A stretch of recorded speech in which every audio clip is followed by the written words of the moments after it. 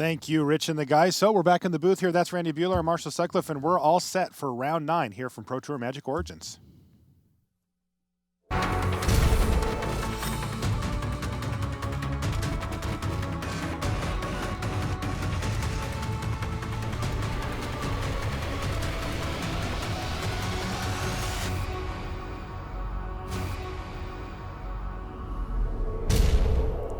Hello and welcome to coverage of Pro Tour Magic Origins. I'm Marshall Sutcliffe in the booth with Randy Buehler, and we're ready for round 9 action.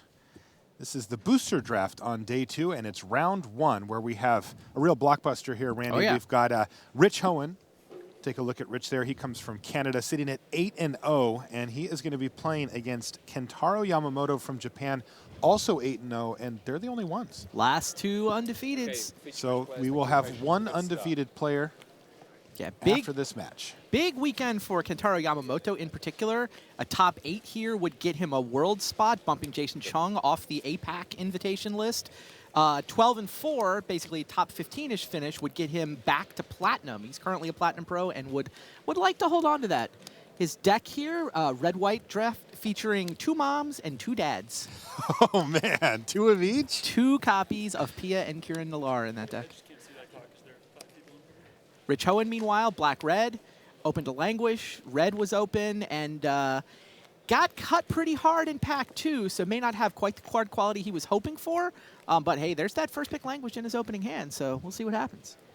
Could be very good against Kentaro Yamamoto in particular. Generally very good against white-red decks if Rich can set it up. Also, it was a pack 1 pick 1 for Rich, so Yamamoto will not know about it.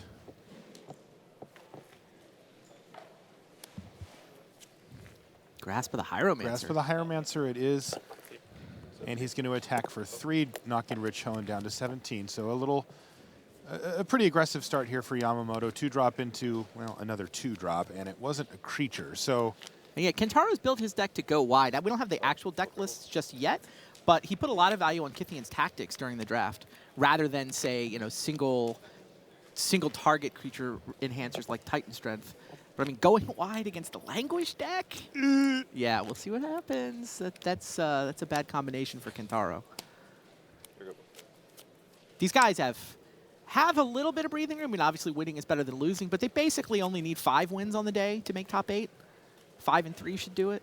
All right, so this has worked out nicely for Hoaen. He played in a Crowan Sergeant, but that got a Fiery Impulse out of the hand of Kentaro Yamamoto, which is theoretically playing further into the Languish plan that Hoaen is lining up here. He's now down to 14. Is Yamamoto going to add anything to the board? No. 4, 3, and 1 may actually be enough for top 8 for these guys. Pretty sure I just saw a Forest in Rich's hand. Really? I think I did. Yeah, I did. I know he's got a Llanowar Waste as well. What is he splashing for, though? I remember he picked up an Empath at some point. He did pick up a Llanowar Empath. He's just trying to go with the sort of grindy card advantage. We'll check when we get That's the list. definitely a I am Forest curious now. Yeah. It's definitely a Forest in his hand. But he passed both those Rock Maulers. Oh, back table update. Li Shi Tian up a game on Jerry Thompson. Yeah, both of those players at 6 and 2. Yeah, both Li Shi Tian and Sam Black in the feature match area this round. They're tied for second in the Player of the Year race, and with Ifro only putting up a 4-4 yesterday, they're both very live. All right, so here's Enthralling Victor to steal the token that was holding the Grasp of the Hieromancer and to get in for 4 damage total. So Yamamoto's going to drop down to 16. So he's not playing to set up the Languish? You know, he doesn't look like he... No, he's not. I mean, he's got the Swamp in his hand. Yeah, he could have played Languish. I mean, it's essentially, it would have been a 2 for 2 there, but he really wants Kentaro to commit a lot more to the board. Yeah, and Rich's hand plays awkwardly. You know, his big 5-drop here dies is to a Languish. prickle bore. Yeah, it dies to Languish as just a 3-3. Yamamoto played a heavy infantry there, which does have 4 toughness, so it is languishable.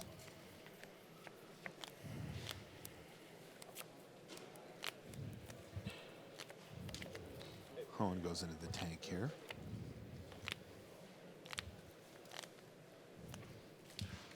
Probably wishes he had another spell or two. He's got, what, 7 land, 5 spell in this draw? You may need to leverage this this languish in a pretty big way. Right. I don't know that he can win a race with that hand. Yeah, you know, he might just be languishing here. He's attacking with both. He doesn't have any way to actually get these through the heavy infantry there. Well, it's not like he can play defense against Grasp of the Hieromancer. Yeah, so I think he's probably just planning on languishing this turn either way. Yamamoto doesn't know that. Has to figure out if he wants to try to pick off one of these attackers and maybe trade it for a combat trick or something like that. Ideally for Hoenn, he just takes it. That's 5. Languishes and resets the board. Then he can follow up with a prickle bore next turn. If Yamamoto takes it, you could play prickle bore and just try to think about racing. I mean, if Yamamoto lives in fear of combat tricks that Rich doesn't have, it's possible for Rich to win this race. Prickle bore hits pretty hard. Yeah, and Yamamoto is he buys the bluff. I think he still has to just languish here, though. All right. Yeah, there it goes. So it's a 3 for 3? That's correct. It ends up being a 3 for 3, which resets the board and sets up Rich. I think the best with the hand that he has here to get that prickle board going. Unfortunately for Hoenn, Yamamoto does have the answer with the lightning javelin. The good news on Rich's side, though, is that Yamamoto doesn't have a threat. He has a mighty leap and no creature to point it at. Yeah. So lightning javelin's going to take out this prickle bore, and then they're in top deck mode. Exactly. I believe that was an Acolyte of the Inferno there for Yamamoto. He's going to deal with prickle bore first. Yeah. Javelin, that's going to allow him to scries to the top. Scries to the top and ships a turn back.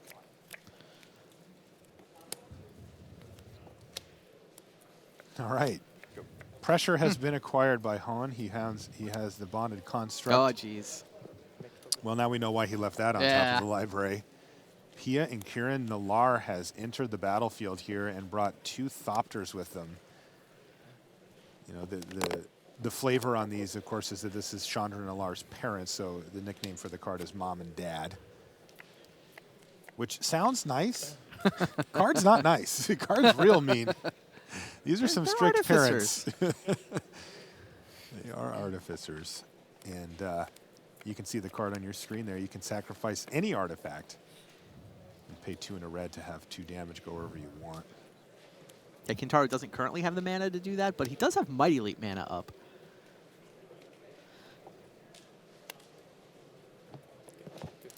Yamamoto's just going to trade off a Thopter for the bonded construct and take the 2. Oh, Conclave Naturalist. That's what he's splashing for. It actually looks decent here. Conclave Naturalist is great. There's a lot of I mean, it's a 4/4 for 5, which is a serviceable body straight up. But when the tempo swing, when you blow up an important artifact, is gigantic. You know, also hits enchantments, right? It totally hits enchantments. It is a big swing when it hits, even if it just hits a Thopter. But I've never seen anybody splash for it. Main deck. He's got a Llanowar Waste. Yeah. It's probably only the one forest. Probably. It's working this game, that's for sure.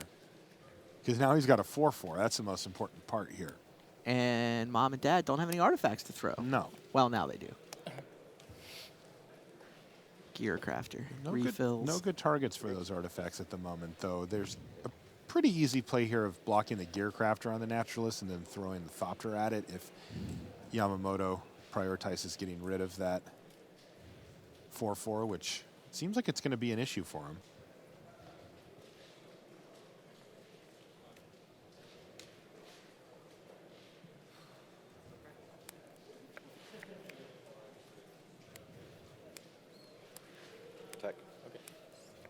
Rich is going to swing in with both creatures here.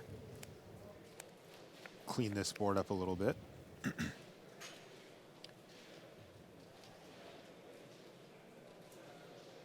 Does Mighty Leap do any damage here? Mighty Leap allows the for Gear Crafter to trade. He can to trade with the Naturalist, but he would lose both. He could also block the Pia and Kieran Nalar on the Ghoul, jump it, and eat the Ghoul. Yeah, he can effectively trade Mighty Leap for Shambling Ghoul in any number of ways. Yes. But then what does he do about the 4/4? Yeah, then his plan would probably be to trade a Thopter and a Gearcrafter for the 4/4 next turn. Well, if you're Pretty going to do clunky, that, though. if you're going to do that, you could also do that now, right? Block, throw the Thopter, Yep. And leave Rich Hoan with just the 2/3. which you have, and still have a Mighty Leap in your hand. Yep. It does feel like he needs to take care of this. Apparently, we've come to the right conclusion. Do you have to do something? He's taking a lot of time every turn. All right, block. All right. Finish so off the Naturalist. Sort of a 1.5 for 1. So Naturalist was like 2.5 for 1. Yeah. I guess the Gearcrafter's just worked out to be 2 for 1. That was the one. Both yeah. halves of a Gearcrafter. It's some mana, too. How about we throw in some mana on the deal? It's a Okay. 2-for-1 with some mana thrown in. It seems a worthy splash card. Rich has kind of a grindy deck. He's going to have time to draw into that green mana. Oh, Yamamoto drew the other PN Kieran Nalar? He did, and he's got Fiery Impulse in his hand as well. Now, it is a legend, of course, but just getting 2 more Thopters isn't terrible for... Yeah, it looks 4 like he's mana. going to try to leverage the Mighty Leap here. He can also just block P and Kieran Nalar on Husk if it were to attack. Husk is not attacking. That's correct. So block Mighty Leap. Yeah, block Mighty Leap, and then if he gets blown out here by Fiery Impulse, Which right he as I does. say it, then he has a pretty nice backup plan, and he takes no damage this turn as well. I mean, normally you'd be super unhappy about that. Right. But here it's not actually that bad since he's got such a powerful follow-up play. He does get to Fiery Impulse here as well. Hoenn looks perplexed at this. No, he's just checking out the graveyard.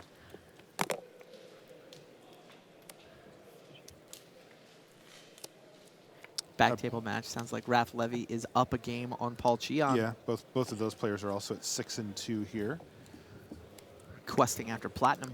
Yeah, Paul needs to 6-2 again. Meanwhile, Jerry Thompson has evened things up against Li Shiqian. 6. Love seeing Jerry out here at the Pro Tour again. Yeah, it's his first Pro Tour back since he did a stint as inside R&D as an intern.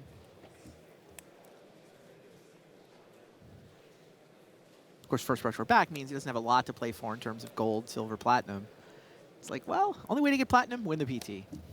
Well, we'll try. All right, Fiery Impulse on Nentuko Husk. Kentaro thought about this last turn. Now he's actually going to do it. He basically is trading Fiery Impulse for Rich's choice of creatures. That's right. Which is all he can do with it. I mean, that Nentuko Husk makes it tricky. War Oracle on the battlefield as well for Kentaro Yamamoto. A powerful uncommon. Very solid Yeah, it's a card. good one.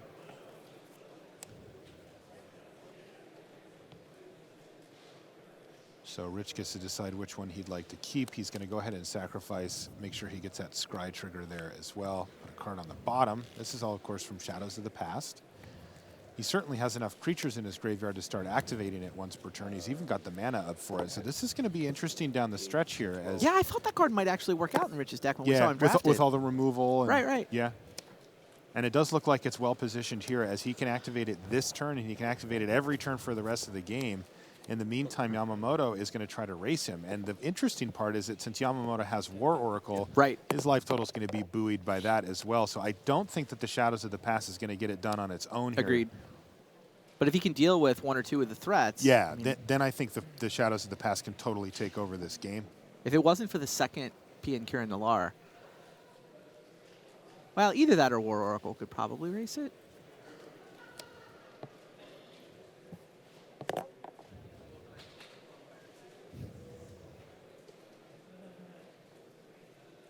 Hoen's at 10.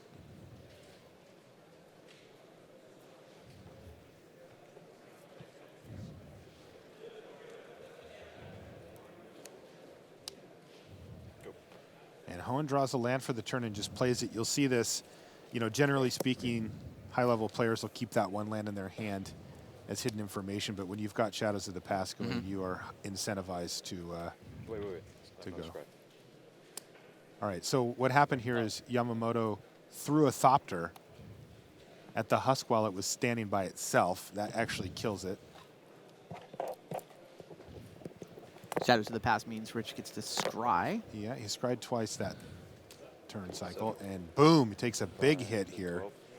7 damage. Yeah, so I take 7. I'm at 5. You're at 12. Yep.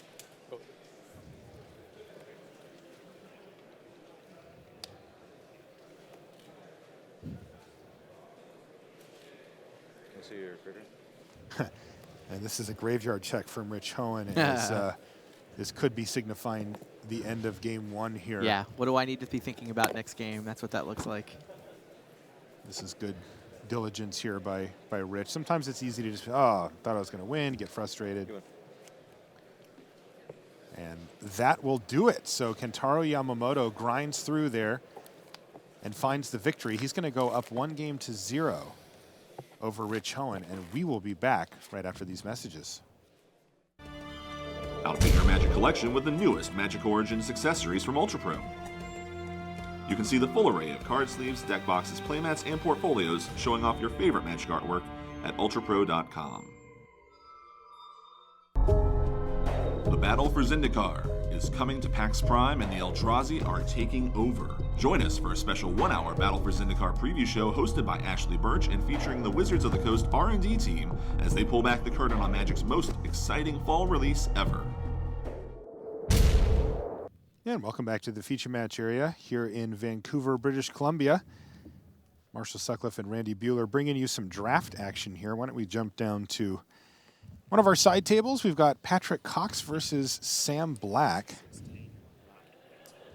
Is this, what game is this? This is game still 1 game according one, wow. to, yeah, game 1. Sounds like Sam Black's deck is the Liliana story from Magic Origins. Both Liliana, Yes.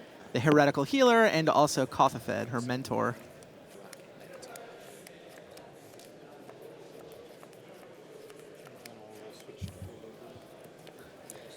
Is that a Zendikar Incarnate on the battlefield for Sam? Yeah, how did he get it? I don't know how he got it, though. He must have gotten it back with Liliana somehow. Because Liliana is flipped over here. She is Defiant Necromancer mode at the moment. And you can get creatures back with Liliana. I don't see any green mana, though, for Sam, so I'm just going to assume that's how he got that. Yeah, it's got to be. Got it back. That's pretty cool. Yeah. Sam Black going deep here. Could also be Necromantic Summons. Is that what's in Sam's graveyard? Ah, that could totally be Yeah, it the looks case. like. Yeah. Okay. So he discarded it to Liliana and then got it back. That's pretty cool. No, I think it's Patrick's. Oh, he stole it from Patrick, right, of Yeah. course. Thank you, Randy. We've talked about Sam Black, tied for second in Player of the Year race, sitting on 7-1. Would Yes. also love to be captain of the U.S. World Magic Cup team. I mean, that's probably going to be the Player of the Year. But you probably may have to. You may have to be POY to captain Team USA. Li Shiqian might have something to say about that. But tough race. Pat Cox, meanwhile, he needs gold. I think this is the second year in a row where he's coming to the last Pro Tour needing to put up sort of an 11-5-ish result to hold on to his gravy train status as a Gold Pro. He needs 11-5. He did it last time. Exactly. He did it in Portland. See if he can run it back again and stay gold. In the meantime, Pricklebore attacks. It gets chump blocked by Subterranean Scout, but now Sam Black is activating his Shadows of the Past. So another Shadows of the Past on the battlefield here in the feature match area. This one, though, looks like it might be the difference. Yep. All right, so Sam Black picks up game 1 against Pat Cox. These guys are kind of a sweet also one. teammates, by the way, both playing for Team Ultra Pro. Pat's been running the same mono red aggro deck that Sam has in Constructed.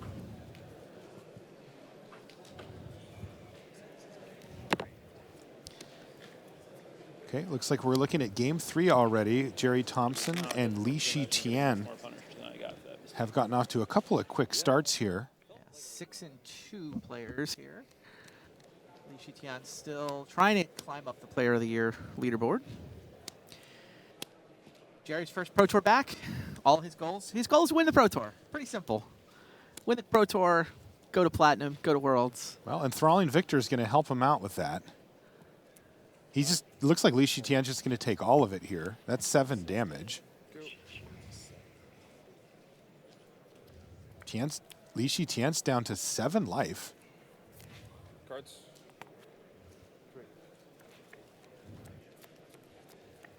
And Thompson has to decide if he wants to block the Knight token here. See that there's a Patron of the Valiant with Knightly Valor on it. It's a big flyer. Like Archangel Plus. Yeah.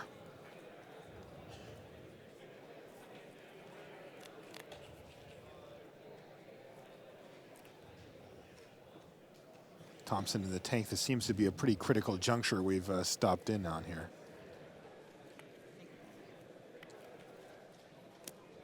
Let's just, you can see in the upper right part of your screen that Hoenn and Yamamoto have just began play, but we're going to hang here for just a moment because this seems to be kind of the down the stretch moments here of this match, and this is a game 3 as well. Yeah, I mean, Li Shitian picks up a 3rd loss here, and he's really got his work cut out for him for POI. 2 pass. Yes. Big match. I see Planeswalker in hand for Thompson. Is that a Chandra? I heard there were 3 different Planeswalkers in the feature match area. All right, but he's not going to do that. He's actually going to Rogue's Passage here Oh. and jam. And Celestial Flare gets him. This is bad news for Jerry Thompson. Celestial Flare. Thompson's Thompson down to 4. This is 1 draw step that he gets, Yep. and that's going to do it. Li Wow. Shitian picks up the game and the match. Let's jump over to our primary table here. Huge Celestial Flare. That Rogue's Passage line looked right to me from Jerry's perspective. I mean, he if could have attacked with his 2/2. yeah, but then you're going to get Celestial Flare on the next turn. He needs 2 attacks anyway. It actually doesn't work anyway. He gets Celestial Flare that turn, just he takes 5 in the process. Right. Yeah, Celestial Flare gets the job done there. And yeah, a much quicker start here to our main match, though it does look like Rich has all of his colors of mana. Got that swamp down there again, but you can see there's a Malakir Cullblade and an Enthralling Victor are the creatures for Hoenn. He's got that Shadows of the Past going again as well. Yamamoto, on the other hand, is attacking with Cleric of the Forward Order and a Knight of the Pilgrim's Road. And Yamamoto is going to force a trade here. Triggers going for Rich Hoenn. He's going to grow his Malakir Cullblade up. He's going to get a Scry from his Shadows of the Past, push a card to the bottom. And another Scry. These are 2 Scry ones he's resolving here. So once he puts a card on the top, they will just stop, but he's gone bottom. And War Oracle follow-up here for Yamamoto as well. So a nice sequence for Kentaro, but Rich Hoenn has his own stuff going on as well. Remember, both of these players are our last 2 undefeateds. They're 8-0. Yamamoto's up a game in this match, and this is the first round of booster draft on day 2. This is where you want to get off to a good start to make your run for a top 8. And these players are going to have that sort of vaguely in the back of their head. You know, they got a lot of business to take care of here, but once you 8-0 day 1, it's got to creep into your head of, you know, what do I actually need to do to top 8? And it's not that much. Oh, no, another Shadows of the Past. That's really not that great. He is going to get 2 Scries here, but again, these Scry ones don't stack particularly well because if you find something that you actually want to draw, then the rest of them just don't do anything. Though he hasn't found anything he's wanted to draw. He's put 4 cards on the bottom now. He's now safely at the point where a shuffle effect is bad for him. War Oracle battles, and Mighty Leap is going to eat up that Malakir Cullblade here and get another 2 Scry ones for Rich. Something? Got a keeper? Hoenn's picky.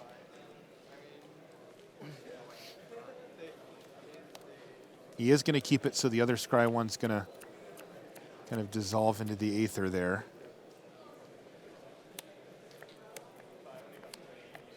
And a Necroan Jailer for Yamamoto. Could be okay here.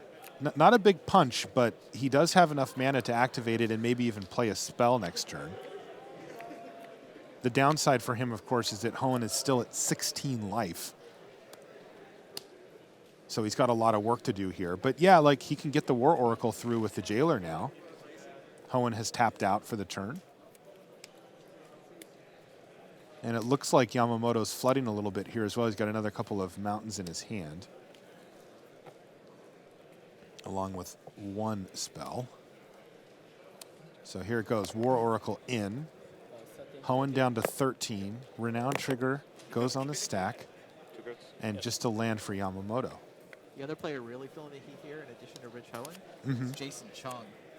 Jason Chung thought he had that spot at Worlds. Thought he was in really good shape to get the 8th box back to Worlds, but Yamamoto makes his top 8. He's going back to Worlds, and Jason Chung will be watching from New Zealand. Oh, man. Do you think he's watching right now? Absolutely. Hi, Jason.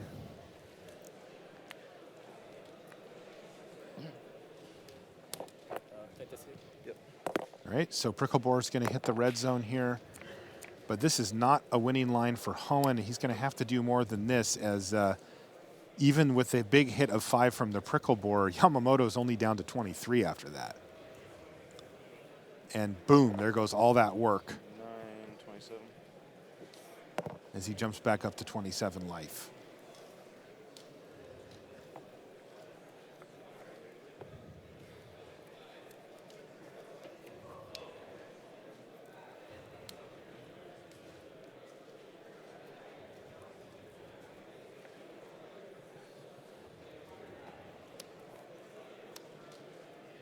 Yamamoto's going to play a Charging Griffin and leave up 3 mana so he can use that Jailer if he wants as well. Yeah, I know you're pretty anti-aggro in Jailer, but Oh, I'm deeply anti-aggro in it's starting Jailer. to grow on me just a little bit because it gives you something to do with your mana in the late game. Okay. Like, just having a 1-mana 1/1 isn't terrible in a really aggressive deck. And being able to, get through a renowned creature once or just have something to do with your mana in the late game. I'm not saying it's good, but I'm upgrading it to playable. Okay. Your upgrade has been noted by the committee, and a report will follow. I mean, in particular, I think these red-white decks just have nothing to do with their mana in the mid-game. That is the case. All right, it was a Conclave Naturalist there for Hoenn. So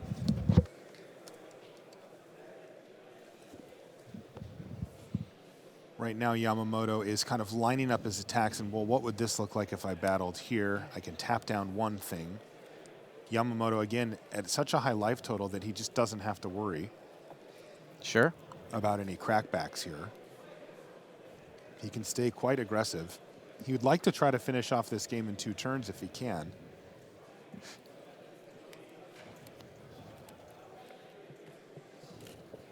War Oracle doing a lot of work this game.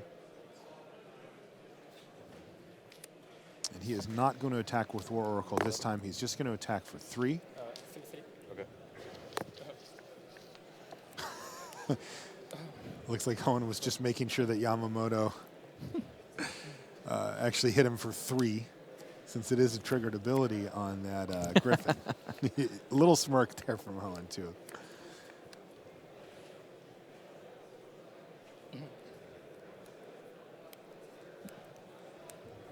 Combat. Tap down the Conclave Naturalist here. Yeah, with the land-heavy draw that Yamamoto has, that Jailer has done work. Mainly enabling attacks. Again, his life total really isn't under too much assault here. Ooh, there's an Amperin Tactician off the top. Is that enough?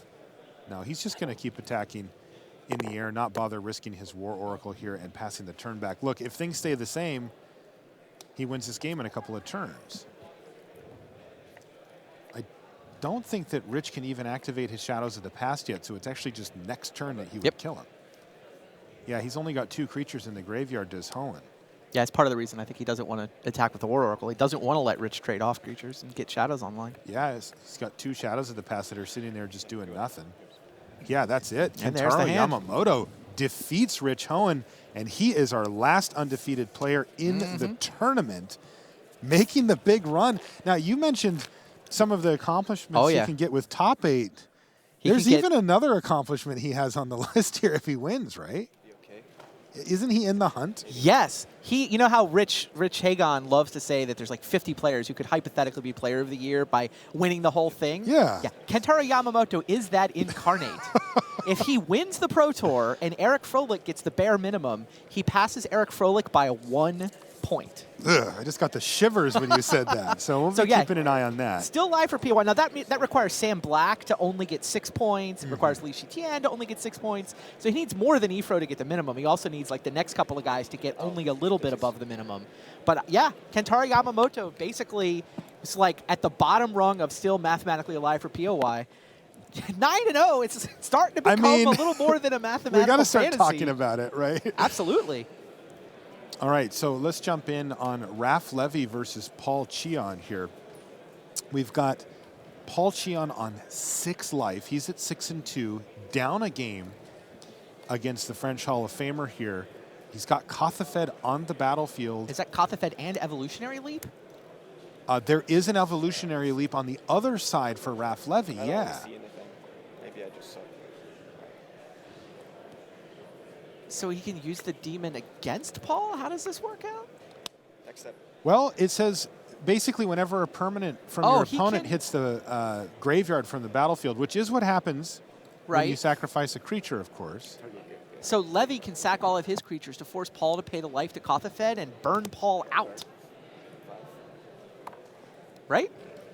Yeah, and that is exactly what happened here. He attacked with everything to take a big chunk of the life total, and then anything that got blocked is also going to die, go to the graveyard, and basically get in for 1. So Paul died to his own Kothafed. He did, yeah. He died to a combination of that last attack plus one of Raf's creatures dying. So Raf Levy wins that match. Raf Levy wins. So Paul Cheon, he's got to win, what, 6 of the next 7 to get to Platinum? Yeah, he needed to 6-2 again today to hit his dream of going to Platinum. Now, he's still live for top 8 as well at 6-3, but no losses to give if he wants to top 8, only 1 loss to give if he wants to get Platinum for Paul Cheon.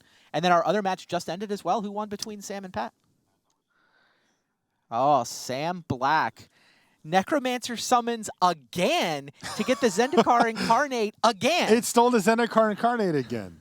The one that was so confusing for me for some reason, even though it was quite clear that it was. Well, this one would have been more clear because he had Spell Mastery. So, so it had even the 2+1+1 bigger, got the counters. 2+1+1 counters. So Sam Black is 8-1. If the tournament ended right now, he would be in the top 8, and he would have like 78 pro points or something. Which plus would put him, could still go to Sunday. Yeah, he is. Wow. He's got to be the front runner for Player of the Year at this point. Okay. On an 8-1. He's got to be the front runner. And Li Shitian lost, right? We had Li Shitian, and he did. He lost. He won. Oh, he beat Jerry Thompson. Yes. Yeah, right. I thought he was going to lose because to the Rogue's Passage, but he had the key Celestial Flare. So Li Shitian hanging out, but Sam Black 1 match ahead of Li Shitian, 3 or 4 matches ahead of Eric Froelich. Yeah. Wow. Today's going to be awesome. Today is going to be awesome. Today is just going to be awesome. And, of course, we're going to be bringing you this stuff all day as these new storylines pop up and these new races start to flesh themselves out. Remember, this is the last Pro Tour of the Pro Tour season, which means this is going to lock in all the players for what they have next year as far as the Pro Players Club, the World Championship, and any other accomplishments that you can get, Rookie of the Year, that kind of thing, throughout the course of a Pro Tour season. And that's why we keep having all these new things just pop up out of nowhere. Yeah, we didn't even talk about Raf Levy, who is trying to hold off Timothy Simino to be the captain of the French team at the World Magic Cup. Yes. So Levy's in the lead there, but some competition, so that win feels good for him. He would love to go back to Worlds. Yeah, and again, World Magic Kentaro Yamamoto is our last undefeated player. Let's send it back to the news desk, though, where we have even more updates with Rich Hagan. All right, thanks very much to the guys in the booth bringing you all the action here on day 2. Plenty of results to bring you. Andre Strasky goes to 6-3 over Seth Manfield. Those were both theoretically in contention for Player of the Year, so Strasky puts a real dent in Mansfield plans there. Emanuel Gershenson of Austria, he's competing with Valentin Mackel for the Austria World Magic Cup captaincy. He defeated Ivan Flock, who falls to 6-3. Flock was on the bubble for European slots at the World Championship. Andrew Cuneo, 6-2 overnight, up to 7-2, defeating Antonio Del Moral Leon. Now that's bad news for the at-large players for the World Championship, because Antonio Del Moral Leon currently occupies, if you like, 2 slots. He creates an extra at large. If he falls out of the top 3 Europeans, suddenly that would be 1 less at large. That would be bad news for maybe a Paul Rietzel, an Owen Turtenwald, a Mike Sigris, somewhere in that range, potentially. Carl Bogemers has defeated Ben Weitz. Now, Ben Weitz was second in the Rookie of the Year race to Justin Cohen, so that's more good news for Cohen, who realistically has to keep his eyes on either lots and lots of people, or more likely, no one at all. He just plays his matches out today and sees whether there's anyone still alive for Rookie of the Year come tomorrow. Sam Black, you've seen 8-1. Big result, Joel Larsson at the Pro Tour finalist from Gatecrash. He leads the Swedish World Magic Cup race and is looking to dominate that race. 8-1 now, defeating Timothée Simoneau. So a very good round for Raph Levy in the France World Magic Cup captaincy race. So that's some of what's going on here. Still plenty of time left in this round, and we've got lots to get through in our limited coverage here at Pro Tour Magic Origins. So right now what we're going to do, yesterday we took a look at 5 of the color pairs that you were drafting at home on Magic Online, seeing the best commons, the best uncommons for all your favorite archetypes. Well, it turns out there are 10 color pairs, not 5, so why don't we do numbers 6 through 10 right now.